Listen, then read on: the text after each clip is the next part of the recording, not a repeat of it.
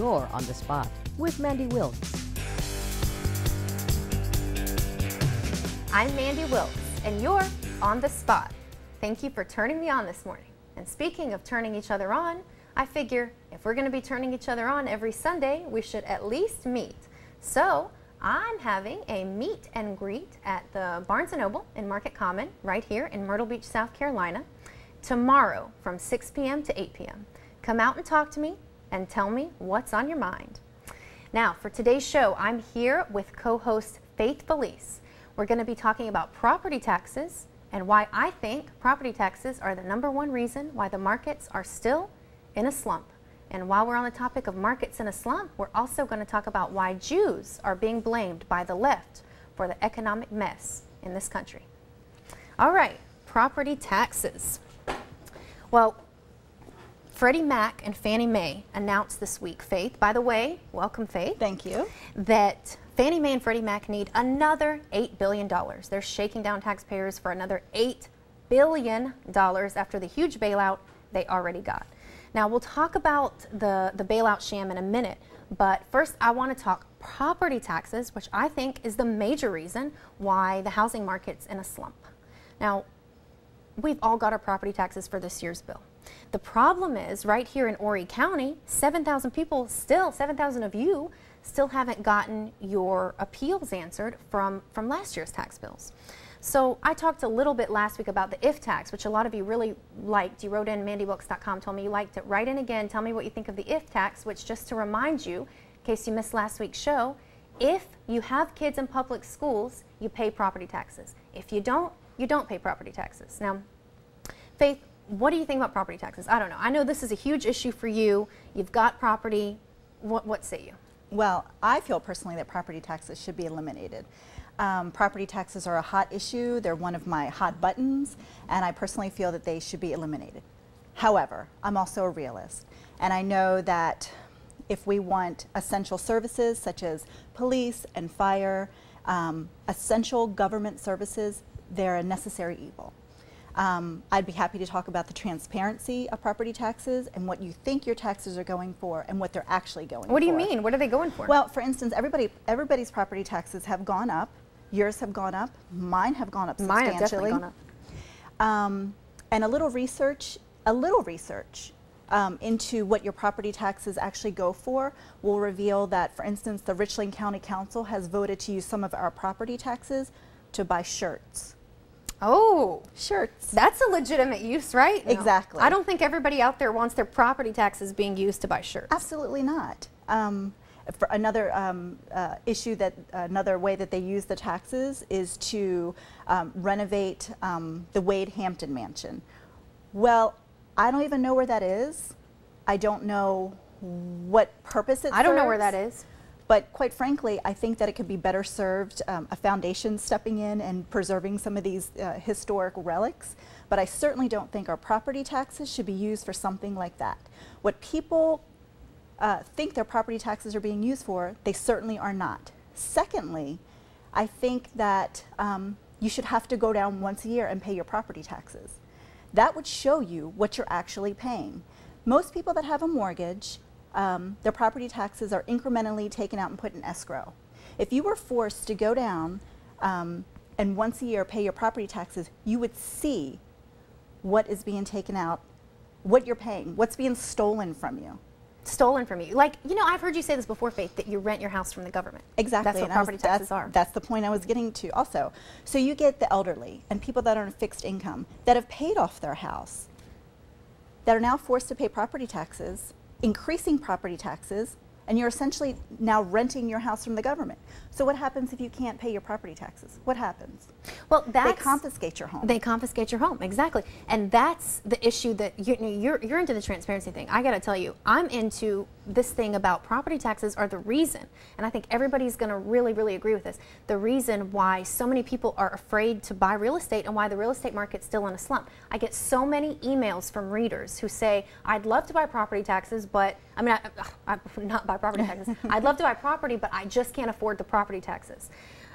look, we are discouraged from buying property because you don't know if you're going to be able to pay the property taxes. That's got the housing market in a slump right there. Eliminate the property taxes, except, like you said, we've got to pay for things. We've got to pay for schools. That's why I want to go back to my if tax. If you have kids in public schools, well, if you have kids in public schools, then you pay the property taxes. If you don't, and most of us don't, most people watching the show have emailed me and said, I don't have kids in public schools. Why am I paying property taxes? I agree. That's why if tax, if you have kids in public schools, you pay. If you don't have kids in public schools, you don't pay property taxes. That's how we get the housing market out of the slump and on the road to recovery. Now, talk a little bit more about the 7,000 appeals that haven't been returned to the people in Horry County. I mean, this wouldn't work. Faith, this would not work if this were a business who just refused to get back to its customers. Absolutely not. But because it's the government, because it's the county, we're expected to just say, oh, okay, I'll pay last year's tax bill and this year's tax bill, even though I never got a response on last year's appeals. And you know what? I just realized this. In 2008 is the last time that the counties in South Carolina reappraised what the market value of the houses are. That's ridiculous. In 2008, your house was worth double what it is now. Absolutely. Yet the county is taking from you the same as it was taken in 2008. That's ridiculous. That's right. That's ridiculous. So your appraisal is high, but your income is low, so you're paying an inflated tax. And what is your return on investment? Exactly. Buying shirts for county councilmen with your property taxes. It's insane. So we've got two issues here. We've got the transparency issue. First, nobody knows exactly what in the world property taxes go to pay for, because they're certainly not going to pay for good schools. We don't have good schools, especially here in bottom of the bottom South Carolina. And second, property taxes are keeping the housing market from recovering. People are discouraged from buying property because they can't afford the property taxes. All right. Email me, mandewilkes.com, m@mandewilkes.com. Email me, tell me what you think about this. I've heard, when I mentioned the if tax last week and when I touched on this whole topic last week, I got a lot of response from you guys, a lot of angry responses, people really, really mad at the county and the government, and I'm mad too. I want to hear what you have to say. We're going to make a change by this. I want to get the auditor from Horry County on here and explain why he does not have enough respect for 7,000 taxpayers who pay his salary, by the way, and who make it possible for him to pay his property taxes, by the way. I want him to explain why 7,000 people have yet to hear from their appeals for last year, even though they're now expected to still keep paying the property taxes. All right, we will be right back. Stay right there. Welcome back. Well, we were just talking about property taxes, and me and Faith got so hot and bothered about the whole thing that she wants to keep talking about it. So, all right, what's up, Faith? What are you talking about? Well, we were talking about property taxes, and essentially, you know, it's such a dichotomy. It's such a contrast how the left constantly asks for increased taxes. But the people that it's affecting, they don't realize that it's affecting them. So, for instance, there's a theory called gentrification. And essentially, you get people that own their own homes and can't afford the property taxes. The area around them essentially becomes more affluent. So they're essentially taxed out of their neighborhood. This disproportionately affects blacks, minorities, Hispanics. Typically what the left count on for their base vote. So you're getting the minority community asking for tax. Listen up, liberals. She's helping you out here. Listen up, liberals. She's telling you how to keep the socialist vote. All right, go ahead. Exactly. So you have the left that counts on, that thinks that they have the minority and Hispanic vote in their back pocket. You're asking for tax increases, which hurt the Hispanic and minority community because you're taxing them right out of their property, right out of their homes. You're gentrifying the area, and you're they can't afford it. They can't afford their own homes anymore. The left is cannibalizing itself. Exactly. The left is cannibalizing itself. Hey, Faith, I say let's let them cannibalize themselves and let's get them out, okay? If they want to defeat themselves, that's great.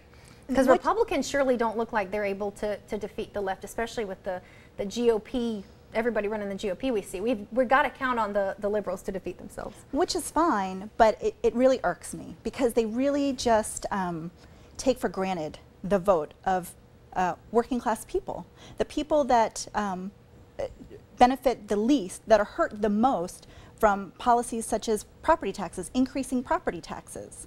Biting the hand that feeds you. Exactly. Biting the hand that feeds you. All right. Okay, we're going to take a break. When we come back, we will move on from property taxes for just a little bit. Stay right there. Welcome back to On the Spot. Mandy, we've been talking about the failing economy, the real estate market, the poor economy in general. So there's been rumblings of anti-Semitism or the blame game, pinning economic woes, economic troubles on Jewish people, anti-Semitism.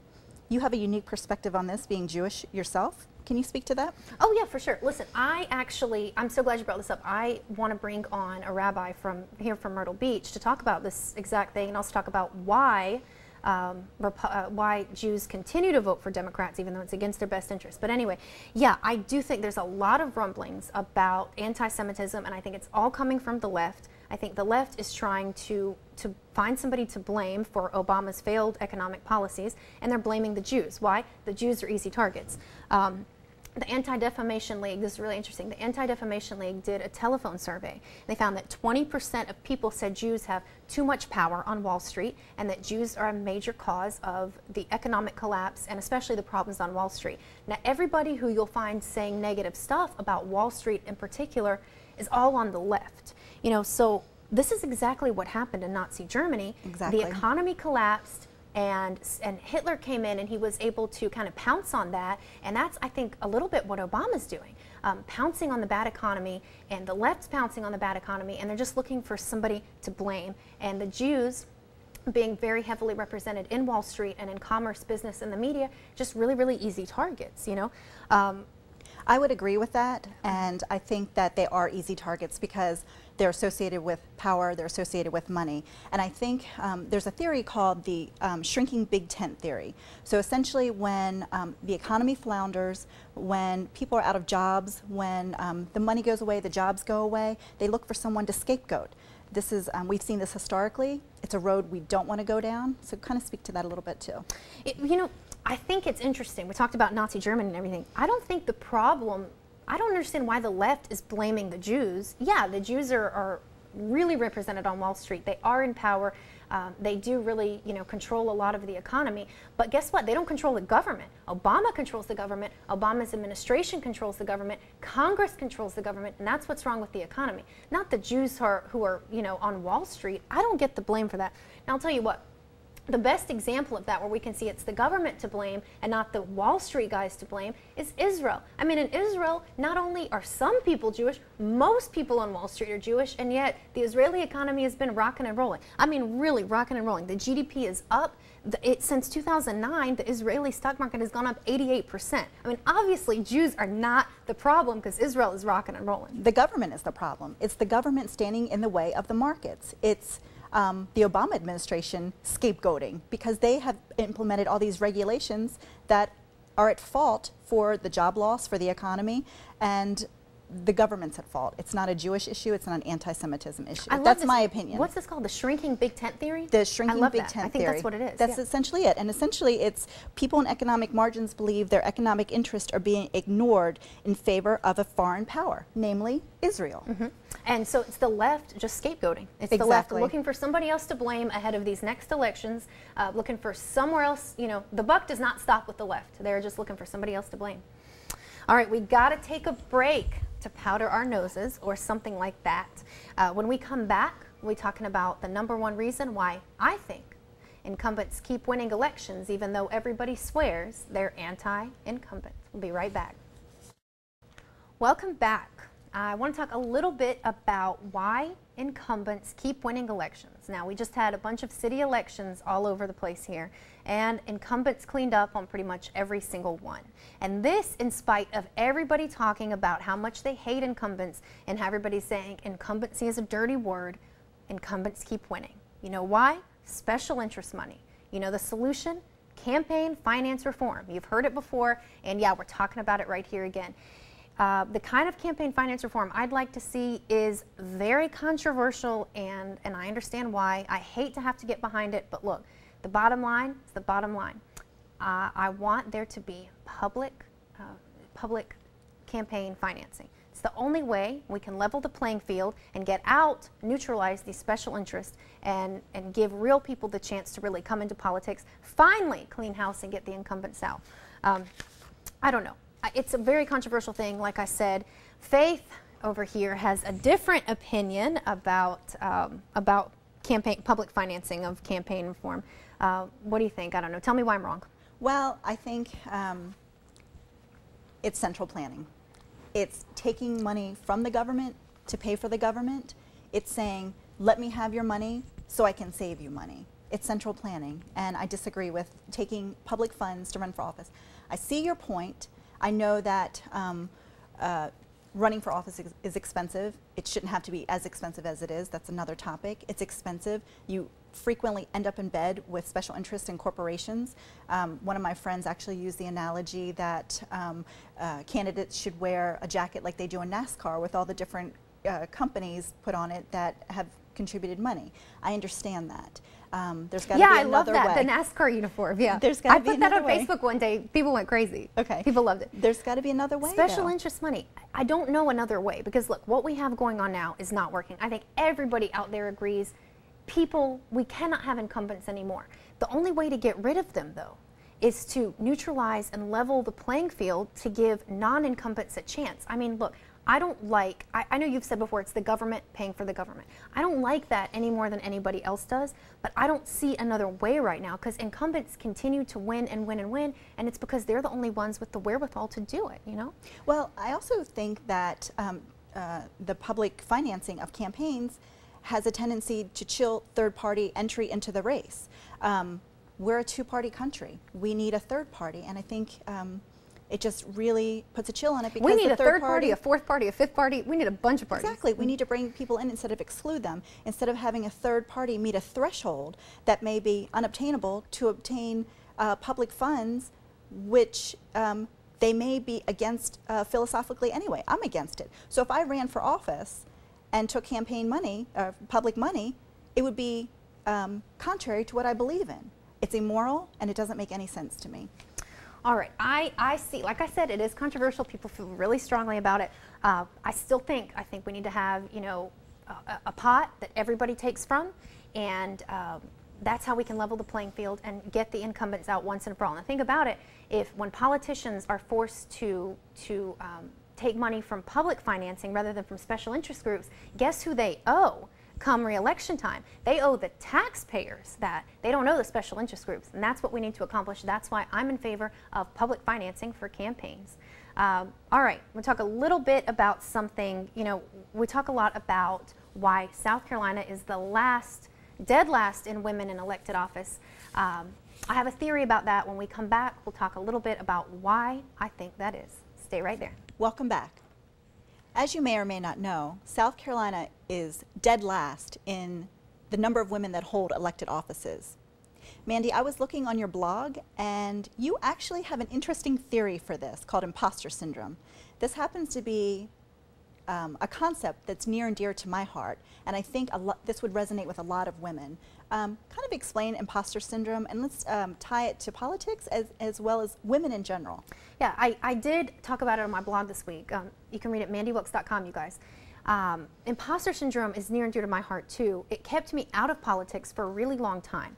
I started to notice it when I was in law school. You know, why wasn't I as engaged in politics as I wanted to be, and why did I see so many women who weren't engaged, and meanwhile they wanted to be too? Imposter syndrome, I call it, it's not about, you know, people, it's about feeling like a fraud. And it's like feeling like you don't belong and you don't fit in. And it's so true in politics, where it's such a boys' club. And I'll say this, you know, on my blog, people ask me, well, are you saying you're insecure? Does this come up from a place of insecurity? It's not. It's not from a place of insecurity or inadequacy. It's coming from a feeling of ineligibility. You're not eligible to participate in certain areas of life that, you know, like in the case of politics, is kind of a boys' club. Now, I'm going to talk a little bit in the Hot and Bothered segment about how I deal with imposter syndrome and one strategy I have to deal with the boys' club. But I'll tell you, imposter syndrome is not only to do with politics, and that's why I wanted to bring it up on the blog. It definitely has its root, I think, in the political system, but it goes everywhere. I mean, for example, I work out at home. I have a home gym. I won't even go to a gym where there are guys because I just sort of don't feel like I fit in. I feel like I'm a fraud. I feel like I don't belong to be working out, you know, with a bunch of men. And I don't know, you say it's near and dear to your heart too. I don't know. Is this somewhat you are your own worst enemy syndrome? I think it is. I think it is. You have to really fight against it. I mean, I know I fight against it every day as a woman. Ever since I wrote that blog, so many women have talked to me on my website. And look, if you're a woman who's dealing with imposter syndrome, MandeWilkes.com, share your stories with me. It's such, I think you say it's near and dear to your heart. It's really near and dear to my heart. I think it's near and dear to so many women's hearts. We feel like a fraud in our own lives. We feel like an imposter of ourselves. Like we feel like a less qualified version of our own selves. As if when we reach success, or what we perceive to be success, it's not who we imagine to be in that spot. It's not us. It's someone. It's some other made-up character in our head. Maybe it's also that women have been taught to exhibit modesty and virtue, and in the realm of politics, that's not necessarily something that's going to get you far. Virtue, modesty, being the quiet one in the group, which is what women typically are indoctrinated to be, especially in the South, I would argue. Especially in the South, yeah. Being the quiet, humble, modest one certainly doesn't get you elected, and I think that's why, you know, you mentioned at the beginning of the segment, South Carolina ranks dead last in the number of elected women who hold elected office in South Carolina. Imposter syndrome, huge. I mean, I struggle with it so much, and it did, like I said, it kept me out of politics for a long time. And I don't know, I really want to hear you guys' stories. MandeWilkes.com. Share with me and Faith your stories of imposter syndrome. I really want to bring this segment back, talk about it again in a later show, and share other women's stories about how you feel like a fraud in your own life and you don't really feel eligible or qualified to participate in politics or whatever area it is, even though you are qualified and you know that in your head, but your heart tells you something different. All right, we will be right back to talk a little bit about government gone wild. See you in a minute. Welcome back to On the Spot. You've heard of Girls Gone Wild. What about government gone wild?